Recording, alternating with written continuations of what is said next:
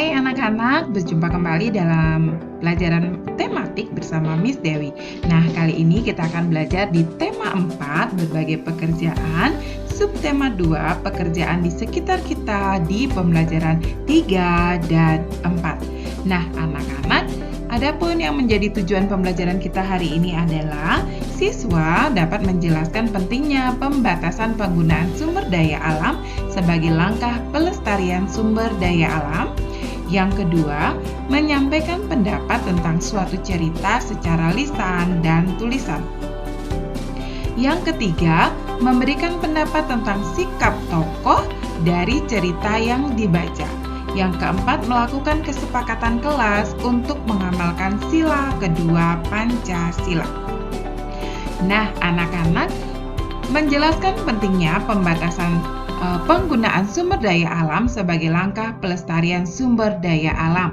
Nah, tahukah kalian bagaimana proses pembuatan kertas? Atau bagaimana cara membuat pensil? Nah, mari simak penjelasan berikut. Proses pembuatan kertas.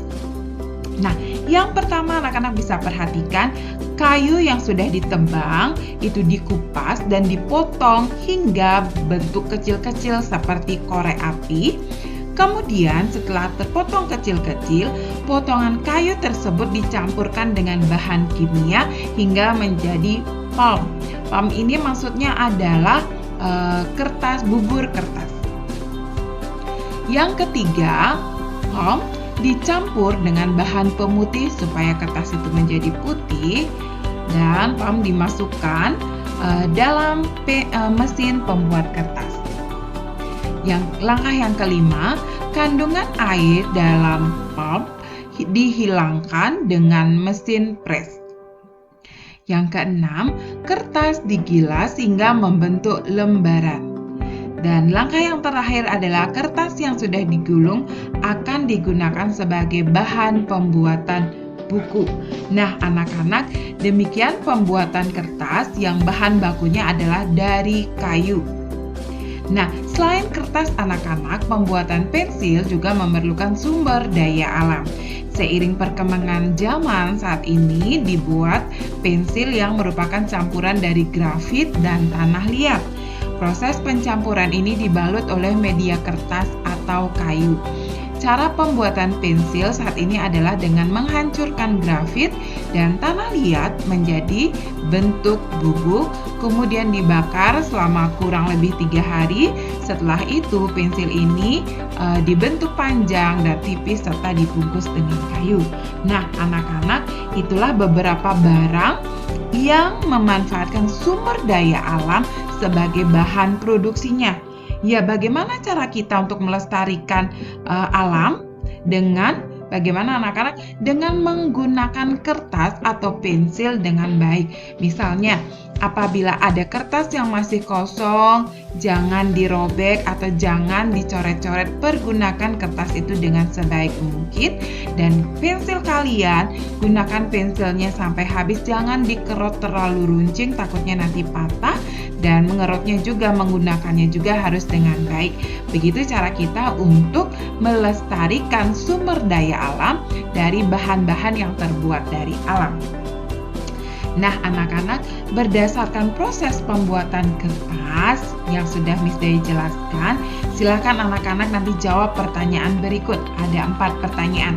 Yang pertama, sumber daya alam apakah yang digunakan dalam pembuatan kertas?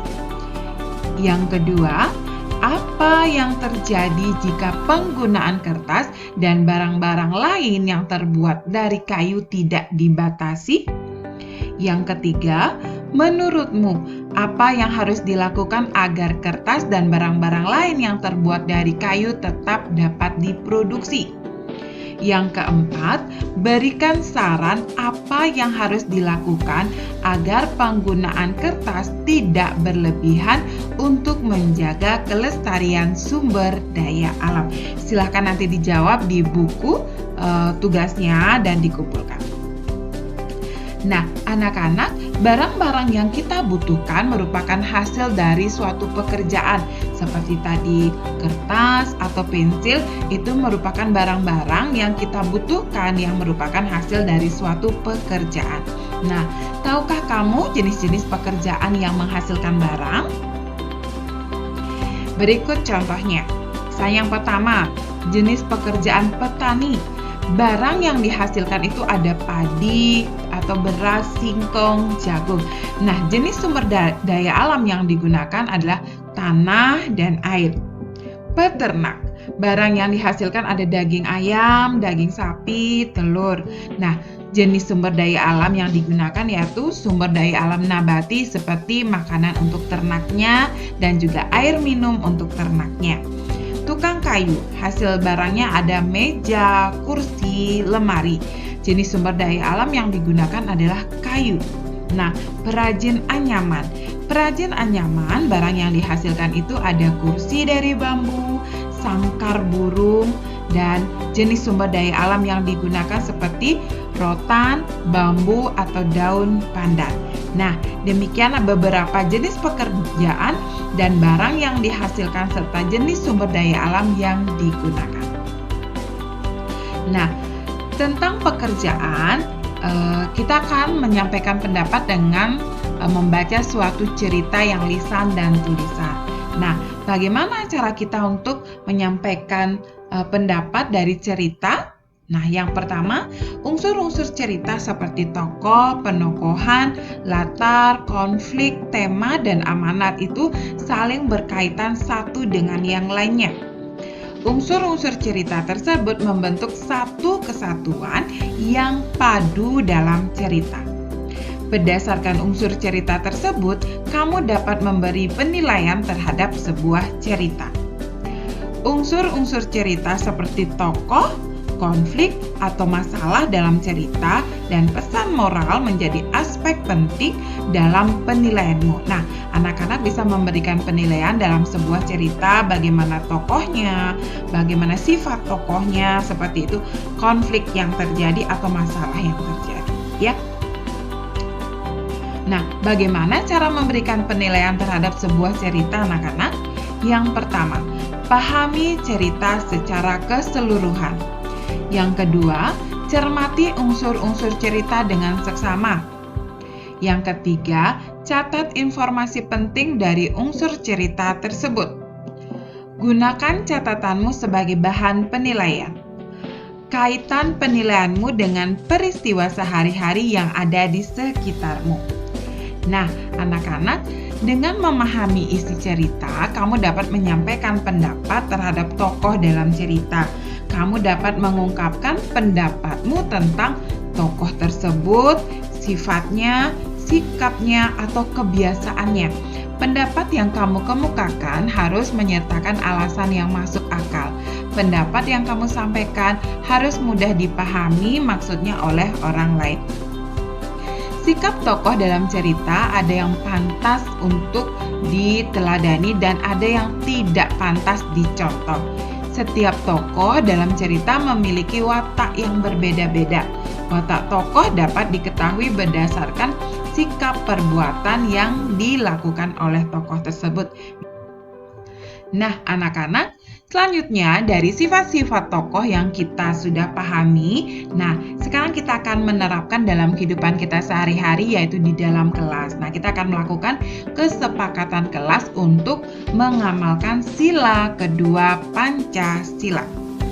Dalam sila kedua Pancasila masih banyak nilai luhur yang dapat kamu terapkan dalam kehidupan sehari-hari, seperti peduli terhadap penderitaan orang lain, menolong orang lain yang membutuhkan bantuan, memberi sumbangan untuk kegiatan sosial dan kemanusiaan, tidak membeda-bedakan status sosial antara orang kaya dan orang miskin, ikut serta dalam kegiatan kemanusiaan, tidak menyakiti orang lain.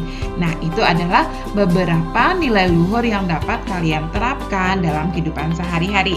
Nah, saat ini kita akan membuat kesepakatan dalam kelas untuk menghargai teman dan tidak saling menyakiti. Nah, bagaimana contohnya? Lihat, ini adalah peraturan kelas kita. Yang pertama, menghormati guru dan teman. Nah, anak-anak harus menghormati guru dan teman. 2. Berbicara dengan santun atau sopan. 3. Menghargai pendapat orang lain. Yang keempat, menjaga kebersihan kelas, membuang sampah pada tempatnya. 5. Menjaga ketertiban kelas, tidak ribut atau tidak bermain pada saat jam belajar. Nah, anak-anak, demikian pembelajaran kita kali ini di tema 4, subtema 2, pembelajaran 3, dan pembelajaran yang keempat. Nah, anak-anak bisa terapkan dalam kehidupan kalian sehari-hari bagaimana kalian menjaga sumber daya alam dengan menggunakan kertas atau pensil dengan baik, menerapkan sikap-sikap yang baik atau mengamalkan sikap-sikap yang baik yang sesuai dengan sila kedua Pancasila dalam kehidupan kita sehari-hari, terutama juga di dalam kelas, dan juga memperhatikan sikap tokoh dalam cerita serta memberikan penilaian. Nah, anak-anak, sekian video pembelajaran kita kali ini dan kita akan berjumpa kembali dalam video pembelajaran berikutnya. Sampai jumpa, Tuhan memberkati.